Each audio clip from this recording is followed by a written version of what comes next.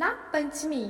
मान्यता इन ऋषियों का नाम लेने से नहीं काटते सर्प। इन्होंने ही रुकवाया था राजा जन्मेजय का सर्प यज्ञ।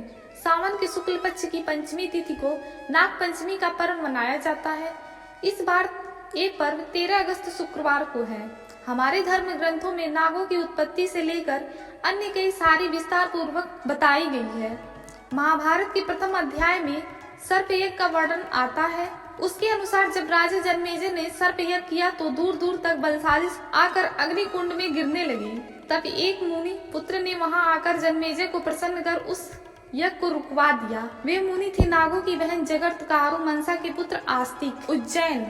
महाभारत के अनुसार मनसा देवी नागों की बहन के पुत्र आस्तिक मुनि का नाम लेने मात्र से भयंकर विषधर नाग भी कोई नुकसान पहुंचाए बिना चला जाता है। आस्तिक मुनि का नाम लेने से सर्प भय नहीं रहता। आगे जानिए आस्तिक मुनि से जुड़ी खास बातें।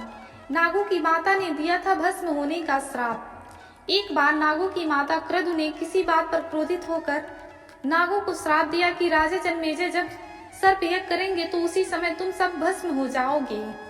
नागराज वासुकी को जब माता क्रतु के श्राप के बारे में पता चला तो वे बहुत चिंतित हो गईं। तब उन्हें एलापत्र नामक नाग ने बताया कि इस सर्प यज्ञ में केवल दुष्ट सर्पों का ही नाश होगा और जतरकारु नामक ऋषि का पुत्र आस्तिक इस सर्प यज्ञ को संपूर्ण होने से रोक देगा।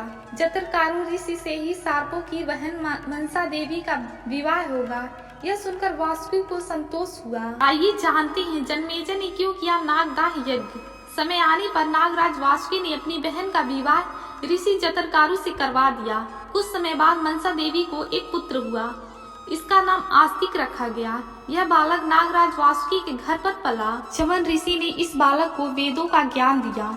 उस समय पृथ्वी पर राजा जन्मेजय का शासन था। जब राजा जन्मेजय को यह बात का पता चला कि उनके पिता परीक्षित की मृत्यु तक्षक नाग द्वारा काटने से हुई तो वे बहुत क्रोधित हुए और उन्होंने नागदाह यज्ञ करने का निर्णय लिया। जब जन्मेजय ने नागदाह यज्ञ प्रारंभ किया तो उसमें छोटे बड़े वृद्ध युवा सर्प आकर गिरने लगे। ऋषि मुनि नाम लेकर वे आहुति देते रहे और भयानक सर्प आकर अग्नि कुंड में गिरते जाते। यज्ञ के डर से तक्षक देवराज इंद्र के यहाँ जाकर छिप गया। आइए जानते हैं आस्तिक मुनि ने कैसे रोका था नागदाह यज्ञ। जब आस्तिक मुनि को नागदाह यज्ञ के बारे में पता चला तो वे यज्ञ स्थल पर आए और यज्ञ की स्तुति करने लगे। यह देखकर जन्मेजय ने उन्हें वरदान देने के लिए बुलाया। तब आस्तिक मुनि राजा जन्मेजय से सर्प यज्ञ बंद करने का निवेदन किया। पहले तो जन्मेजय ने इनकार किया, लेकिन बाद में ऋषि मुनियों द्वारा समझाने पर वे मान गए। इस प्रकार आस्तिक मुनि ने धर्मात्मा सर्पों को भस्म होने से बचा लिया।